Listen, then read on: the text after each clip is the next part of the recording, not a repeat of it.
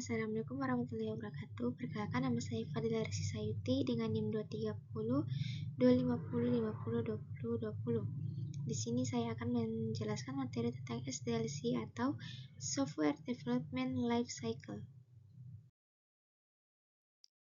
Materinya itu meliputi apa itu SDLC, yang kedua memasuki pada materi pertama yang itu apa itu SDLC.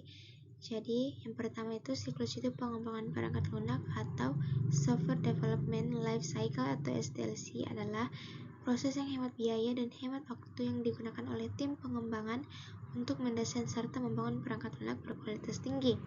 Yang kedua, tujuan SDLC merupakan meminimalkan risiko proyek melalui perencanaan ke depan agar perangkat lunak memenuhi harapan pelanggan selama produksi dan seterusnya. Yang ketiga itu metodologi ini menguraikan serangkaian langkah yang membagi proses pengembangan perangkat lunak menjadi tugas yang dapat ditetapkan, diselesaikan, dan diukur. Adapun manfaat-manfaat dari SDLC, yaitu yang pertama itu meningkatkan visibilitas proses pengembangan untuk semua. Kedua, pemangku kepentingan yang terlibat. Ketiga, estimasi, perencanaan, dan penjadwalan yang lebih efisien. 4. Meningkatkan manajemen risiko dan estimasi biaya. Dan yang terakhir, pengiriman perangkat lunak yang sistematik dan kepuasan pelanggan yang lebih baik. Kemudian, bagaimana cara kerja SDLC itu? Yang pertama itu rencana. Fase perencanaan biasanya mencakup tugas-tugas seperti analisis biaya manfaat, penjadwalan, estimasi sumber daya, dan alokasi. Tim pengembangan mengumpulkan persyaratan dari beberapa pemangku kepentingan seperti pelanggan, ahli internal dan eksternal, serta manajer untuk membuat dokumen spesifikasi persyaratan perangkat lunak. Kemudian dokumen tersebut menetapkan harapan dan menentukan tujuan bersama yang membantu dalam perencanaan proyek. Tim memperkirakan biaya, membuat jadwal, dan memiliki rencana terperinci untuk mencapai tujuan mereka. Yang kedua ada desain. Pada fase desain, teknisi perangkat lunak menganalisis persyaratan dan mengidentifikasi solusi terbaik untuk membuat perangkat lunak. Misalnya, teknisi mungkin mempertimbangkan untuk mengintegrasikan modul yang sudah ada sebelumnya, membuat pilihan teknologi, dan mengidentifikasi alat pengembangan. Teknisi akan melihat cara terbaik untuk mengintegrasikan perangkat lunak baru ke dalam infrastruktur IT yang sudah ada yang mungkin dimiliki oleh organisasi. Yang ketiga ada penerapan. Pada fase penerapan, tim pengembangan mengodekan produk. Mereka menganalisis persyaratan untuk mengidentifikasi tugas pengodean yang lebih kecil yang dapat mereka kerjakan sehari-hari untuk mencapai hasil akhir. Yang keempat, pengujian. Tim pengembangan menggabungkan pengujian otomatis dan manual untuk memeriksa perangkat lunak untuk bug. Analisis kualitas terdiri dari pengujian kesalahan perangkat lunak dan pemeriksaan jika analisis tersebut memenuhi persyaratan pelanggan atau tidak. Karena banyak tim yang menguji kode yang mereka tulis secara langsung, fase pengujian sering kali berjalan secara paralel dengan fase pengembangan.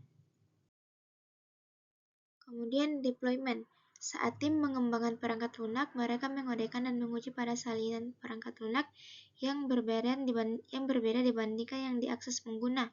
Perangkat lunak yang digunakan pengguna disebut produksi, sementara salinan lain berada di lingkungan build atau lingkungan pengujian. Memiliki lingkungan build dan produksi yang terpisah memastikan bahwa pelanggan dapat terus menggunakan perangkat lunak meskipun sedang diubah atau ditingkatkan. Fase deployment mencakup beberapa tugas untuk memindahkan salinan build yang terakhir ke lingkungan produksi seperti pengemasan, konfigurasi lingkungan, dan pemasangan. Pemeliharaan. Pada fase pemeliharaan, di antara tugas lainnya, tim memperbaiki bug, menyelesaikan permasalahan pelanggan, dan mengelola perubahan perangkat lunak. Selain itu, tim memantau semua sistem performa, keamanan, dan pengalaman pengguna untuk mengidentifikasi cara baru dalam meningkatkan keberadaan perangkat lunak.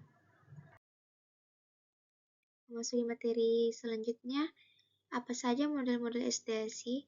Model siklus hidup pengembangan perangkat lunak atau SDLC secara konseptual menyajikan SDLC secara terorganisasi untuk membantu organisasi mengimplementasikannya. Model yang berbeda mengatur fase SDLC dalam urutan kronologis yang bervariasi untuk mengoptimalkan siklus pengembangan.